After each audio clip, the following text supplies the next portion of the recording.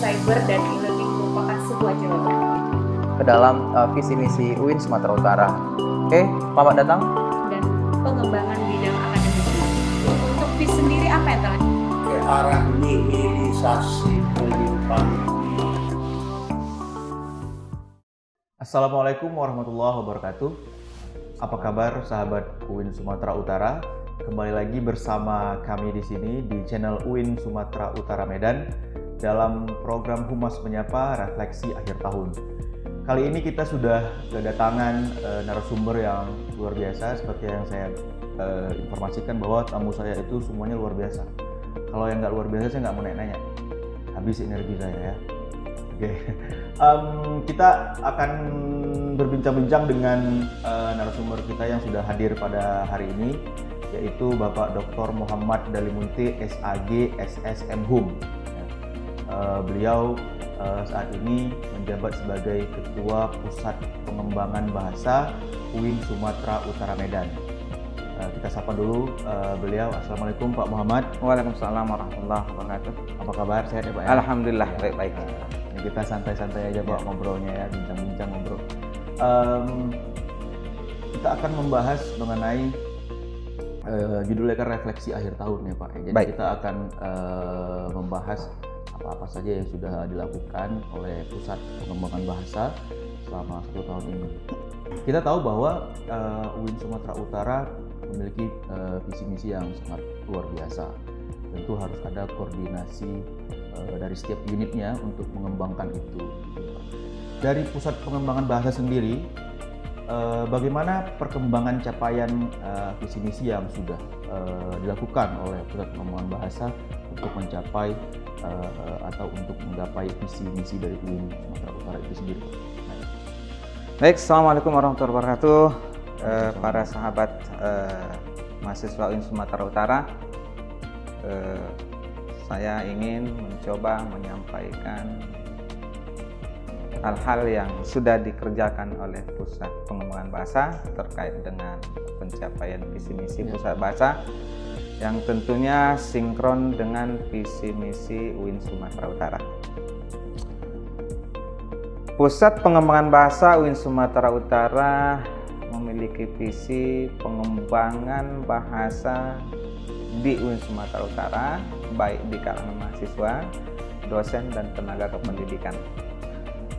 Dalam konteks pencapaian visi misi itu, tentu Pusat Pengembangan Bahasa menyusun serangkaian kegiatan, serangkaian pengembangan bahasa, baik itu bahasa Arab maupun bahasa Inggris.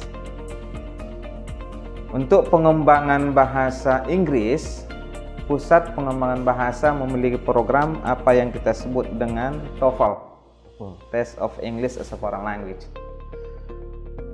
Pada item ini, Pusat Pengembangan Bahasa memberikan pelatihan bagi dosen-dosen muda.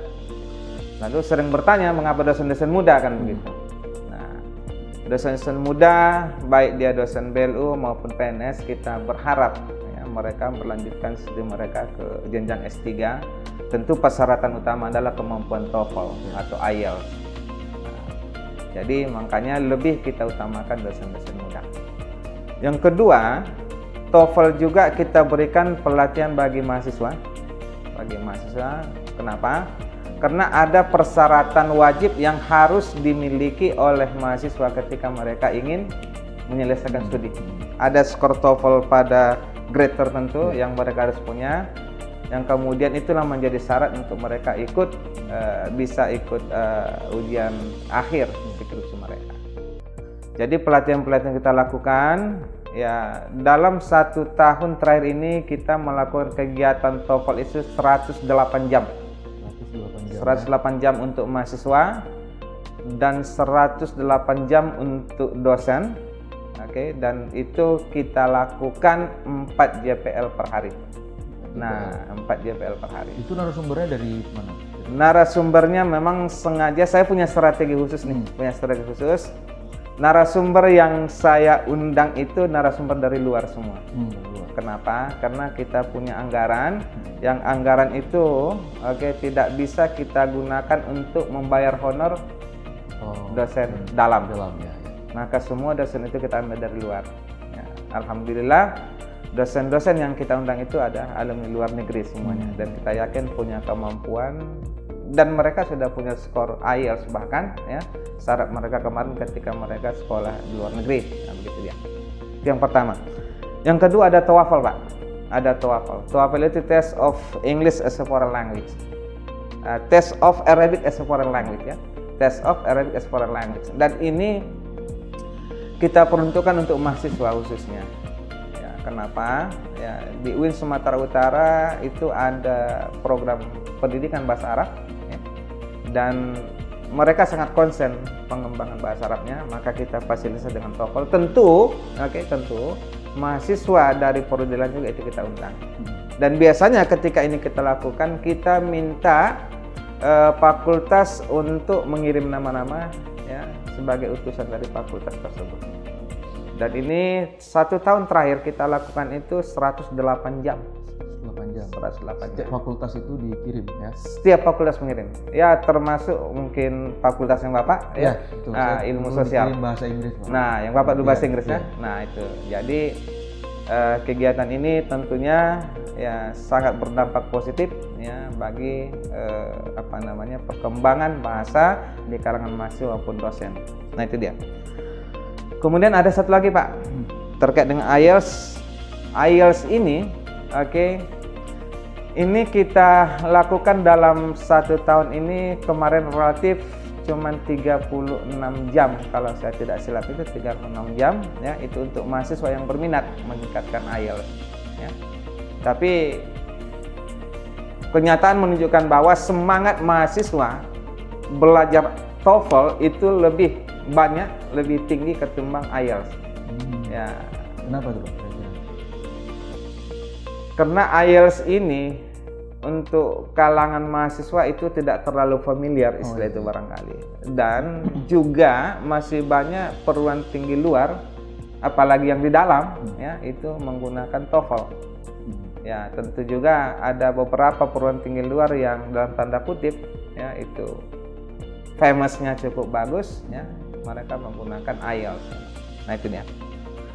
Kemudian program lain, Pak, terkait dengan bahasa Inggris ada English Proficiency. Nah, English Proficiency ini kita peruntukkan untuk belajar bahasa Inggris yang general. Nah, English general ya. Misalnya speaking, ya, listening, writing, tapi sifatnya general. Nah, dan ini biasanya ya ketika kita minta ke fakultas ya, fakultas mengirimkan mahasiswa yang semester 3 ke bawah. Nah, dan memang itu kita pesan seperti itu ya, karena kita general English gitu ya. Tapi kalau misalnya TOEFL tadi, kita harap memang mahasiswa yang sudah punya basic. Kalau mahasiswanya belum punya basic lalu belajar TOEFL, ini ya agak susah mengajarinya. Nah, jadi kalau kemampuannya tidak merata, nah ini susah mengajarnya, kan ada standar bagaimana mengajar TOEFL gitu. Nah, nggak mungkin juga, Pak, nanti kita bikin seperti belajar Iqra, pakai Iqra 1, Iqra 2, Iqra 3 dikelompokkan gitu kan. Nah, tapi kalau untuk belajar TOEFL atau IELTS misalnya itu ada standar, teaching strategy we use ya. Nah, ada standar strategi pengajaran yang bisa kita gunakan gitu, Pak. Kemudian ada speed reading. Nah, ini menarik, speed reading. Speed reading ini biasanya untuk totally for academic purposes. Ya, umumnya ini untuk academic purposes ya, bagaimana ya dosen-dosen itu familiar dengan teks-teks bahasa Inggris ya, dan bagaimana bisa mereka membaca cepat lalu idenya tertangkap gitu. Jadi ada strategi ya, apa yang disebut dengan speed reading.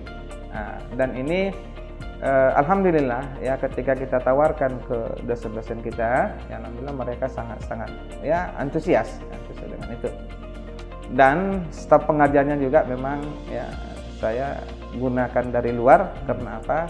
Ya itu tadi, ini kan POK-nya UIN Sumatera Utara. Jadi kita tidak bisa menggunakan POK itu untuk membayar narasumber dari dalam. Nah, itu dia, Pak. Jadi itu program yang kita gunakan ya terkait dengan kebahasan. Ada satu lagi saya lupa itu speed reading for Arabic. Oh, ini Arabnya. Ini Arabnya. Nah, Arabnya. Alhamdulillah ini sudah kita laksanakan. Jadi 1 tahun belakangan ini kita aktif dengan kegiatan yang sudah kita masukkan ke dalam TOK kita, ke dalam program kerja kita. Demikian Pak terkait dengan apa namanya kegiatan pusat bahasa yang sudah terprogram ya secara tahunan. Itu kan program sudah berjalan ya Pak ya. Alhamdulillah sudah. Tahun ini sudah berjalan. Kira-kira bagaimana capaian dari mereka? Apakah memang mereka itu efektif atau tidak selama ini ketika Bapak melihat itu? Ada hal yang menarik saya lihat, dengan pola 108 jam itu ya mahasiswa itu terseleksi secara alami. Itu terseleksi alami. Mahasiswa yang memang punya kemampuan bahasa itu biasanya sampai penghujung itu aktif, itu terseleksi secara alami. Nah, artinya apa? Mahasiswa yang punya high motivation, ya punya motivasi yang bagus, ya biasanya sampai end of the program, sampai akhir program mereka tetap ikut. Dan hasilnya menunjukkan memang ketika ada ujian TOEFL sebagai syarat mereka untuk untuk bisa ujian skripsi, ujian akhir. Ketika ada nilai-nilai yang kita anggap tinggi ya, di atas 400 misalnya, itu kita selalu nanya, kemarin ikut pelatihan TOEFL ya, begitu. Nah, artinya kita coba mengevaluasi pelatihan kemarin dengan cara ya bertanya sama mahasiswa. Dan memang ya I can say that ya more than 85% ya mereka yang punya skor di atas 400 memang mereka yang ikut pelatihan gitu. Karena logikanya memang sederhana saja ya, di fakultas itu atau di jurusan itu kan cuma ada general English ya. Nah, English itu kan basic ya, basic. Nah, kalau itu yang dipadakan ya tentu ya mahasiswa belum punya kemampuan TOEFL atau IELTS yang baik gitu. Makanya kita support ya dengan program-program kita ya, yang ada di pusat bahasa begitu. Jadi memang yang dilakukan itu untuk mahasiswa dan dosen ya Pak ya? Dosen juga pernah kemarin saya ikut juga 2 hari yang sebenarnya seminggu ya. Tapi saya ikut 2 hari itu aja kelihatan Pak ininya strategi-strategi yang mereka buat itu. Jadi kita paham gitu bagaimana kita memahami teks. Kemudian kita bisa mentranslate itu, kegunaannya kan bisa untuk kita menulis artikel yang mau kita terbitkan di Scopus, jadi kita bisa menerjemahkan sendiri gitu. Itu yang saya rasakan kemarin. Nah, ada satu lagi Pak yang mau saya sampaikan, ini untuk tenaga kependidikan. Kemarin di awal tahun 2022 ya, kita melakukan pelatihan khusus untuk tenaga kependidikan. Ya, itu sifatnya English conversation ya. Bagaimana mereka bisa menggunakan bahasa secara sederhana ya dalam kegiatan administrasi misalnya. Itu kita lakukan. Polanya kemarin itu 36 jam. 36 jam ya. Dan ya tentu dalam pola 36 jam itu orang tidak akan bisa ngomong dengan fasih. Kalau misalnya 36 jam lalu orang bisa ngomong bahasa Inggris dengan baik, saya kira prodi-prodi bahasa Inggris tutup Pak. Kan begitu ya, prodi-prodi bahasa Inggris tutup gitu. Nah, oleh karenanya ada kontinuitas yang harus dilanjutkan gitu. Dan insya Allah kita tetap akan bikin program ini, dan ini adalah program unggulan kita yang setiap tahun terus kita laksanakan.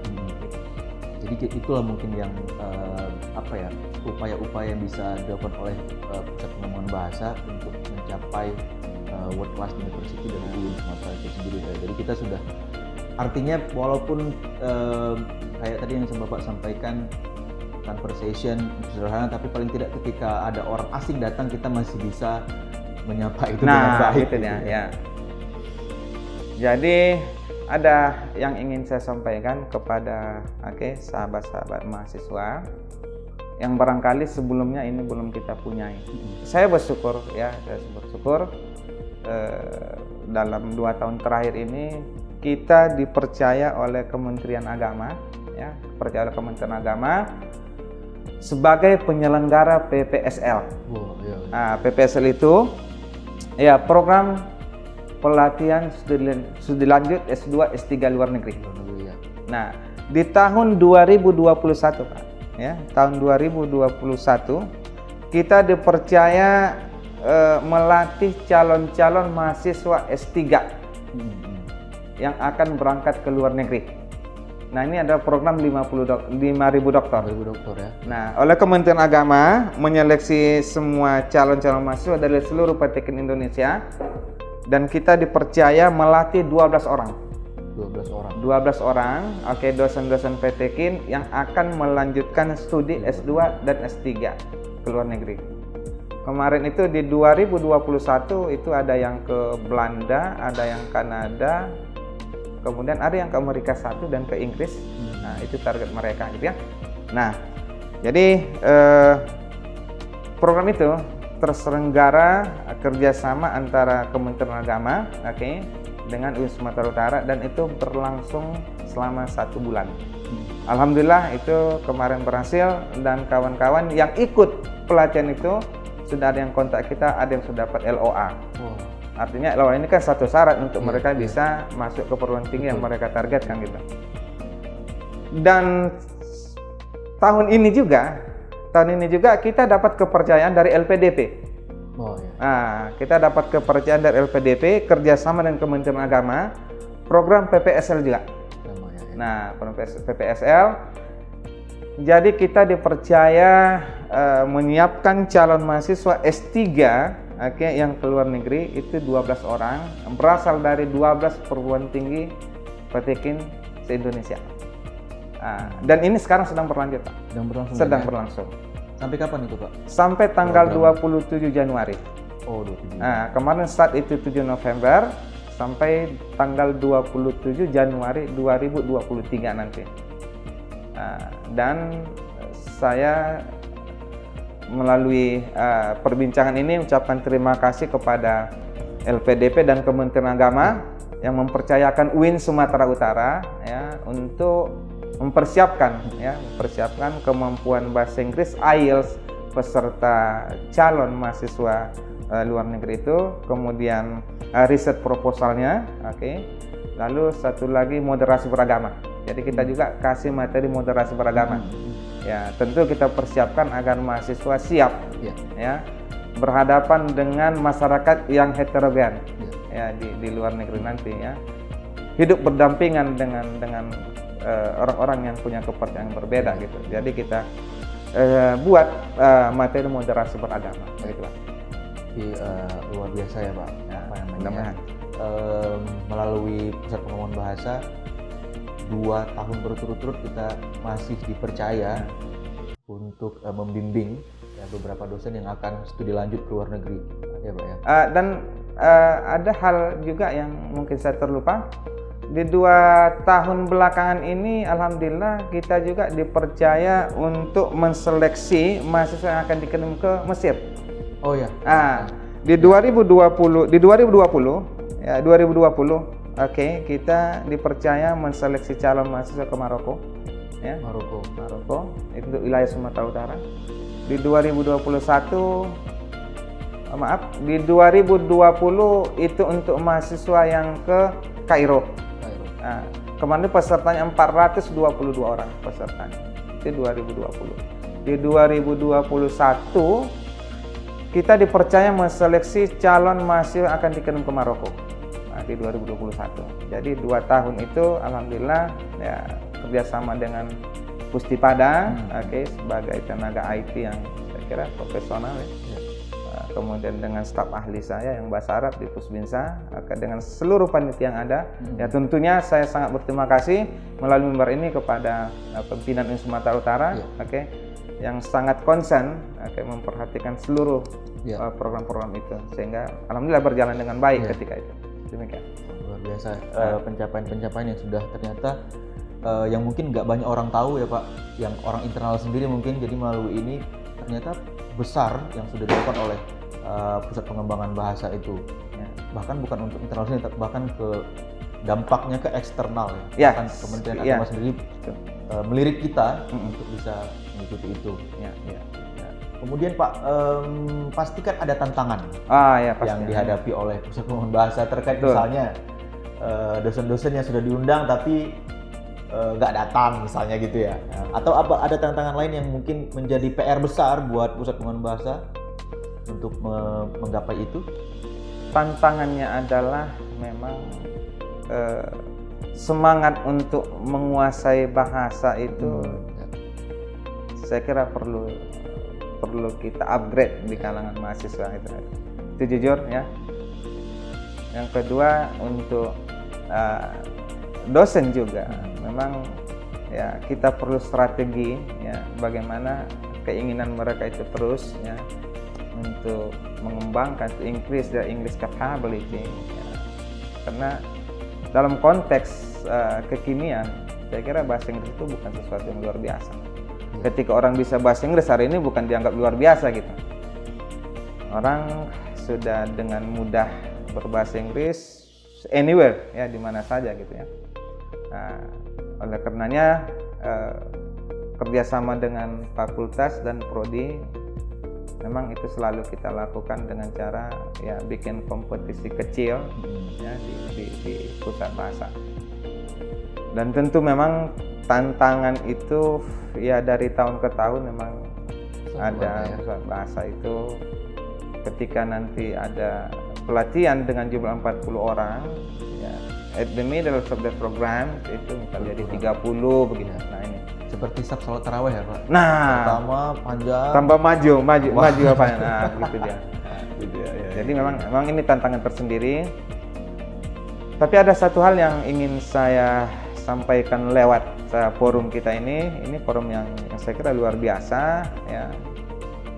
Kami punya kesempatan untuk mengekspos ya the activities of ours and language center misalnya gitu ya. Kewajiban bagi mahasiswa untuk mendapatkan skor TOEFL sebagai syarat untuk bisa ikut ujian akhir skripsi saya kira memang harus terus digaungkan ya diperketat sehingga dengan cara itu mahasiswa akan merasa tertantang, akan merasa satu keharusan untuk belajar bahasa Inggris secara kontinuitas gitu. Karena tidak mungkin skor TOEFL 400, 450 hanya dengan 1 bulan misalnya. Saya kira Bapak adalah orang alumni bahasa Inggris saya pikir ya cukup paham bagaimana tingkat kesulitan belajar bahasa Inggris. Tidak bahasa Inggris saja sebenarnya, bahasa Arab juga begitu. Jadi perlu ya persiapan ya jauh sebelumnya gitu. Jadi skor TOEFL yang dipersyaratkan oleh prodi untuk bisa mahasiswa ikut ujian, saya kira memang harus digenjot terus ya. Nah, sehingga mereka itu merasa oh ya 2 tahun lagi saya mau sidang nih gitu. Artinya mereka harus ada persiapan untuk itu. Demikian harus saya kira. berkesinambungan ya. Harus berkesinambungan saya kira begitu. Sehingga seperti sesuatu yang Bapak bilang tadi bahwa ada kewajiban, ada keharusan yang harus mereka lakukan. Karena kalau nggak seperti itu ya tertinggal pasti. Ya pasti. Oke Pak, itu tadi tantangan. Kemudian harapan dari Pusat Pengembangan Bahasa sendiri apa kira-kira? Kalau bicara harapan memang ini Besar pasti ya, Pak, ya? besar ini. Yesus Kadang-kadang harapan itu lebih tinggi dari kemampuan. Nah, ini tadi jadi big dream gitu ya, mimpi besar gitu. Saya punya target begini Pak. Saya baru 2 tahun di Pusat Bahasa. Saya punya target dan itu saya sampaikan kepada tim ahli saya di Pusat Bahasa. Kita harus punya target minimal 1 orang 1 tahun. Kita harus mampu ngirim itu keluar. Nah, minimal 1 orang 1 tahun dengan kemampuan IELTS atau TOEFL. Dan alhamdulillah melalui forum ini saya sampaikan satu dari mahasiswa kita yang tahun ini itu lulus LPDP. LPDP ke salah satu perguruan tinggi terkenal di Jawa. Oke. Itu adalah hasil termasuk hasil kader kita alhamdulillah dalam tahun ini. Beliau mengikuti S2 S2 di salah satu perguruan tinggi di Jawa gitu ya. Dan itu adalah hasil dari upgrade kita dalam 2 tahun, alhamdulillah. Ya tentu beliau punya kemampuan di awal tentunya yang sudah lalu kita increase his capability for getting higher TOEFL score misalnya. Artinya sudah ada satu produk yang bisa kita lahirkan. Artinya ada yang keluar ya, ada yang ikut ke kuliah ke perguruan tinggi di luar ya. At least memang ya yang saya sebutkan tadi itu masih dalam negeri di Jawa ya salah satu. Tapi at least itu bisa saya jadikan sebagai satu daya dorong ya ketika melakukan pelatihan sama mahasiswa gitu. Karena kita baru 2 tahun di sini dan saya sangat berkeinginan, saya selalu katakan itu minimal 1 dalam setahun kita harus mampu mengirim itu gitu ya. Ya tentu sebelumnya kita punya mahasiswa, saya kira Bapak kenal beberapa kawan-kawan kita yang sudah dan sedang berkuliah di luar negeri gitu ya. Saya kira sumbangsi pusat bahasa dalam konteks ini harus lebih maksimal ya keseriusan itu harus kita punya.